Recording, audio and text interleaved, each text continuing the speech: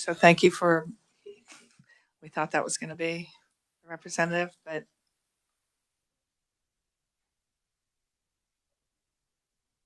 yeah, because we are about 15 minutes past when we thought he might get here.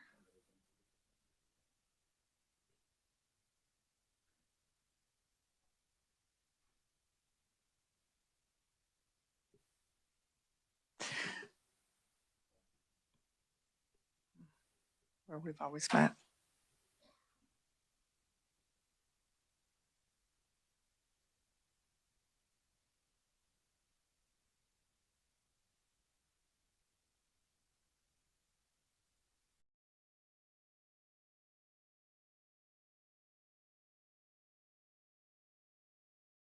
So let's go ahead and get this started.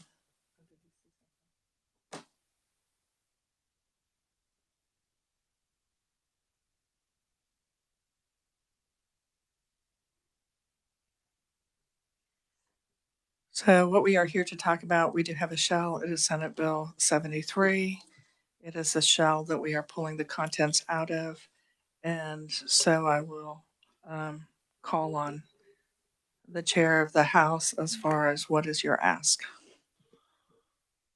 The House's ask would be that we remove the contents of Senate Bill 73 and insert the contents of Senate Bill 386, passed off the Senate floor as amended, into Senate Bill 73. Okay. And so let's go ahead and have our reviser give just a brief overview.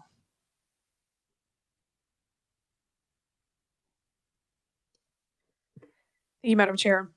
Senate Bill 386 would amend the definition of enrollment in the Kansas School Equity and Enhancement Act to require school district enrollment to be determined using the current school year or preceding school year. It also does provide for school year 24-25, school districts could use an average of the preceding school year enrollment and the second preceding school year. And so one of the things that when we had our when we met in our caucuses as well as the floor discussion, what we did talk about was the ask. The ask was for just the 1 year, for the 2-year look back average. That would really be infusing an estimated 4.7 million additional dollars to schools, with that being able to count current year. It would also keep us right at about the $3.5 billion as far as what would be going with that headcount change. So you are asking that we make that change, and the Senate's position was very strong on that. And so, committee, we are willing to accept your request. And so, leave our business is done. Agreed. Okay, so our next step, just go ahead and step us through. You are going to drop the paperwork. I guess what we need to ask at this time is there going to be an agree to disagree? No.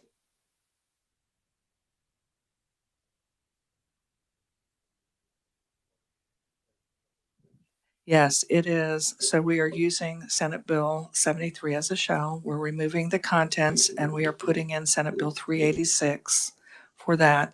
It allows next year, every school district that has an increase in enrollment can use that current head count for their funding. And any school district that has a reduction will use the 2-year average. So the 2 prior year average, and that's for 1 year. And after that year, it will be current year or prior year. Okay, so we are good with that. And so, yeah, would you? The representative said he was good with that. So you are going to draw up the paperwork. Now, is this something that tomorrow there's something to sign, or will it take a long? Or do we have something prepared? The goal would be for tomorrow. Okay. So thank you very much. Thank you for joining us. Oh, I'm sorry. Yeah, aspirational goals. Yeah. Thank you, Madam Chair. Senator Sykes.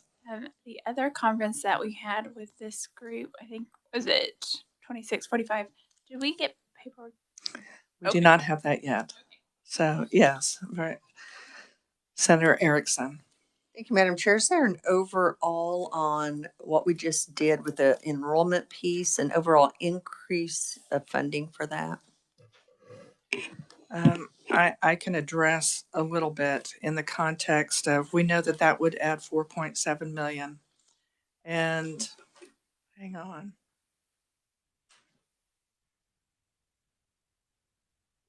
So one of the things I know that in the other committee that we talked about was that funding formula, and that would be adding right at 309 million new dollars. But then I went through, and when you look at the blueprint for literacy, if that does pass in both houses, that's roughly $7 million that will be going toward faculty tuition. That would be K through 12 faculty tuition. And then their completion stipends. It would be 3.3 million added for 2025 to the 39.9 expended in 2024 for the career tech ed. We refer to that as SB 155 concurrent enrollment, which serves our high school students. There's also the 13.5 million that's in the MHIT proviso. There is the $300,000 that's in the Kansas Opportunity Scholarship, and then that increase, and so that would be roughly 67 million additional dollars. So that puts us well over $350 million additional new money going to K through 12. Senator Erickson. Thank you, Madam Chair.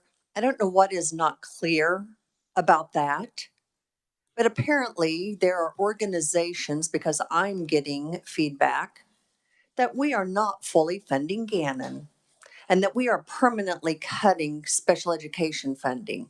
So I want to make it clear right here and now that we are not permanently cutting special education funding, and we are adding over $1/3 billion of new funding, which is above and beyond Gannon. Anything else is dishonest and needs to stop. Thank you, Madam Chair. Representative. I did want to bring up one thing that I would like, if we end up finding a way to start a conversation, that would be discussing Section 1 of House Bill 2494. I know the Senate worked that in Senate Ed. I don't think it passed, but at some point, if we're able to find a shell, I would like to at least have that discussion for that section of that bill, if we have time, if time permits. If time permits, I know that I did talk to the Senate President about that. We did allow in the funding formula that the dollar for dollar match of $5 million for the safe schools, safe and secure schools, included the unfunded aspect of the acquisition or purchase of AEDs for school districts. I know that we will see what the future brings, but at this point, we are waiting for school funding bill to come out of the revisor's office. We're waiting for all of the work from Monday's meeting to come out, and this as well. I know that the revisor's office is working on budget and tax. So I understand. But at this point, we need to move on this. I agree. I just wanted to make that point that I'd love to have the discussion on the cardiac emergency response plans piece of it. I understand. My hesitation is because we were unable to get that out of committee at all. And we did have a hearing, and there was an amendment that was offered, and it was turned down. And we were unable to get it out of committee. So right now, the Senate position is that they don't support it. So what we did try and do in good faith is we had the hearing, we worked the bill, it didn't pass out of committee, so it never got above the line. But in good faith, what we did do is put the funding. And so in talking with the Department of Education, they had indicated that they don't have the capacity to come up with the plans, but the Department of Health does have the plans. And so that is something that very much the State Board of Education and the Department of Education can move forward. And I would urge that the State Board of Education would consider that they would create a policy on that, similar to what they have done on 3Qing, to help school districts create their safety plans in coordination with the Department of Health. So I see that there is a way to move forward with making sure that our school districts are safe and secure. To me, finding the funding so that they could make those acquisitions would address the funding issue. And knowing that the Department of Ed, at least the Deputy Secretary, has indicated they're ready to work with the Department of Health, I think it's possible that that can move forward, even with the State Board of Ed taking action. Thank you, Senator. Thank you so much